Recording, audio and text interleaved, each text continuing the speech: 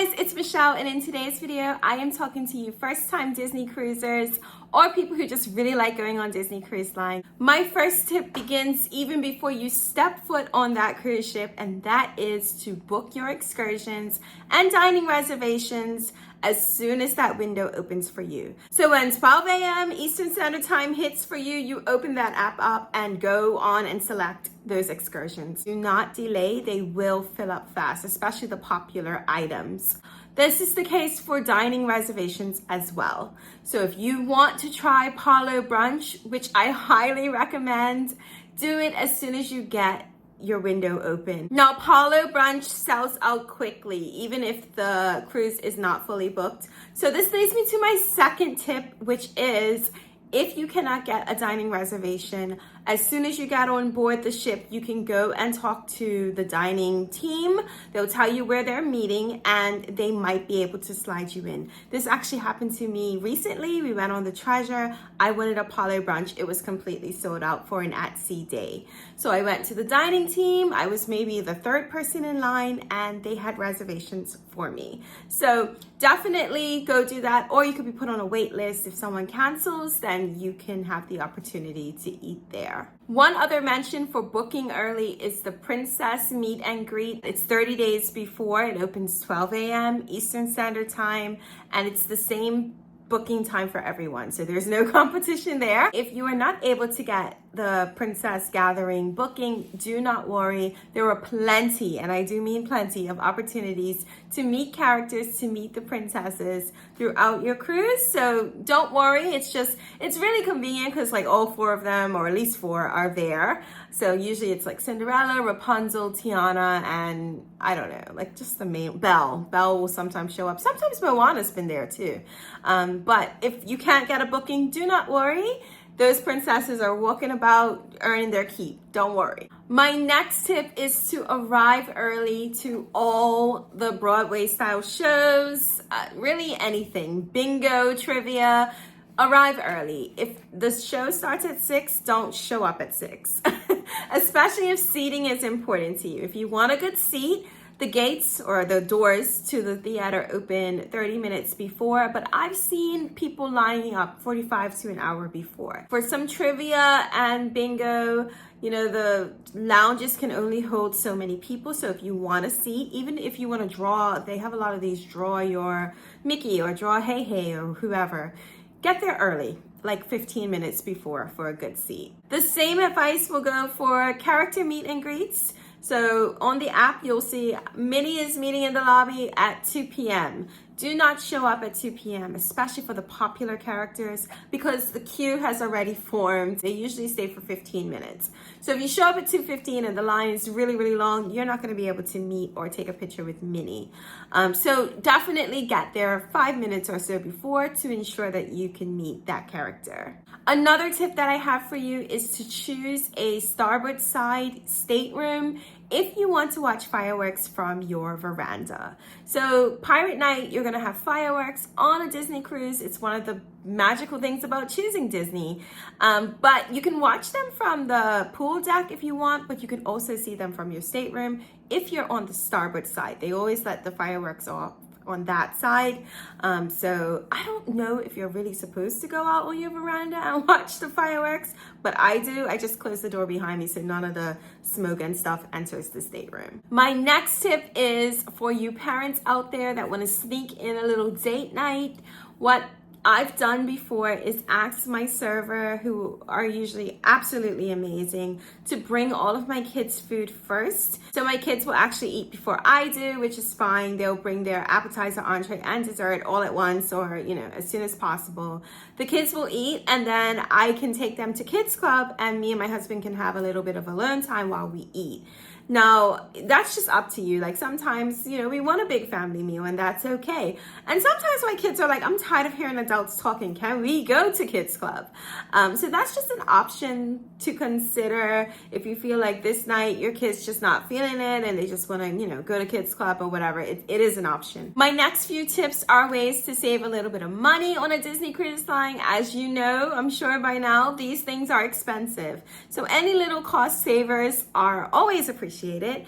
The first one is if you plan to take an unlimited amount of photos or any photos, if you're going to use the professional photographers, book your package before you get on the ship. It is cheaper. Once you get on board, it goes up by at least $50 per package.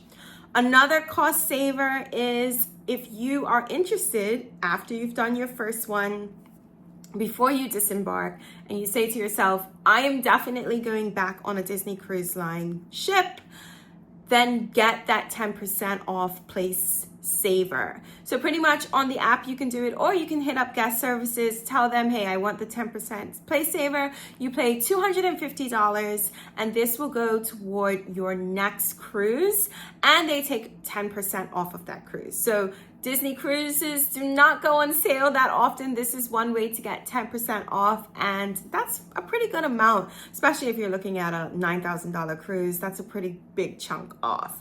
The blackout dates aren't that bad. Usually it's just around major holidays, so Thanksgiving, Christmas, and I think spring break, there's a few weeks that are blacked off, depending on what ship you're sailing on.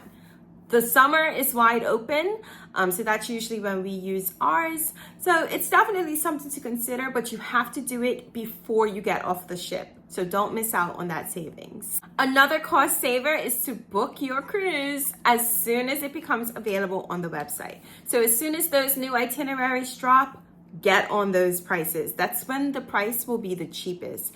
Usually they come out about a year and a half, 18 months beforehand. So it does take a little bit of pre-planning, but as time goes on, the closer you get to embarkment day, the price will soar. Sometimes it's a little bit cheaper because they're trying to sell spots, but if it's a busy, popular time of the year, the prices go up by thousands, I'll be honest with you. I set my timer. When I find out that it's about to be a new drop, I set a timer on my phone so I can peruse and see, are we going to Alaska in a year and a half? I think we are. I saved the best one for last, or almost last.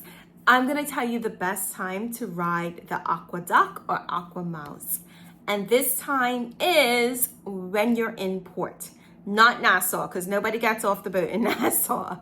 But if you are at Castaway Cay, the best time to ride that ride is when everyone else is at the beach. I remember one time I was on the Wish, and I think the Aqua Mouse opened around 12.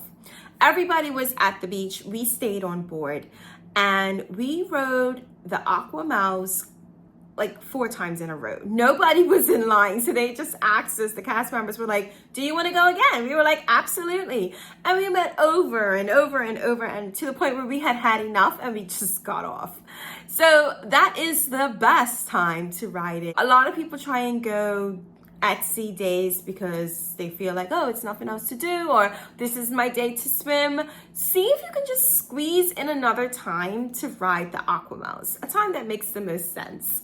Now, I'm not saying don't go to Castaway Cay or Lighthouse Point, the private islands. I would say go on the Aqua Mouse first and then go to the beach, if going to the beach means so much to you, because it's time to do both. Like, you're there all day, so you can ride the Aqua Mouse, have some lunch, and then go to the beach. You kind of just do things in the reverse that everyone else is doing. All right, my last tip for real this time is some advice about where to eat on the morning of disembarkment day. I know we don't want to get off the ship, but they do give you one last meal. It's breakfast, and they'll tell you what time to meet and where to go.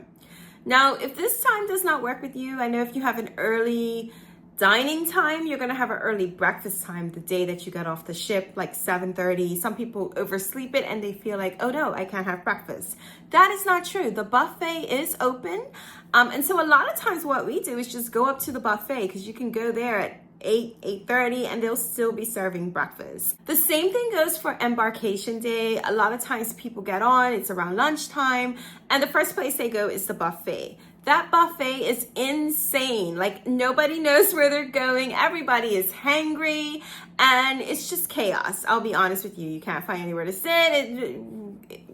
We got to get used to the ship, right? So what I would advise for the first day when you get on the ship, if you want lunch, ask a cast member which restaurant is serving lunch. There's going to be, of course, the buffet, but there's also going to be one of the main dining rooms that are open, and they're serving a sit-down lunch. You can sit down, they'll give you a menu, they have a welcome aboard sundae, which is always amazing. So please ask where this lunch is. We always do it. We just don't even go to the buffet.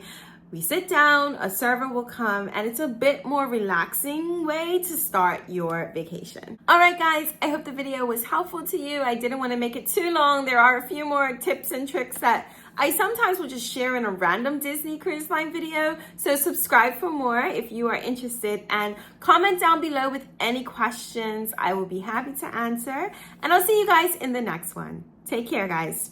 Bye.